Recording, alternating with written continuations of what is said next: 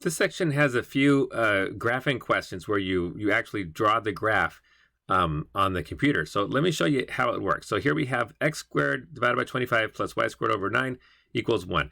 You might find it helpful to graph it out on your own paper first before you graph it, so you know what it should look like. But I'll just graph it on the screen. So this is an ellipse. The major axis is horizontal and it's 5. It's always the square root of that denominator.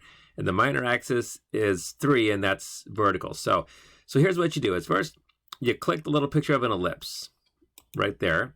And then you can use the little pencil and you can click the center for 1 point, and then, which is not an actual point on the ellipse, but it's the center. And then go out to 5 on the x-axis and go up to 3, there we go, on the y-axis, like that. And then you click again, and then you've got your ellipse right there. And then if you make a mistake, you can click clear all and start over right there, and then submit. And that's it. That's how you draw graphs on these on this computer.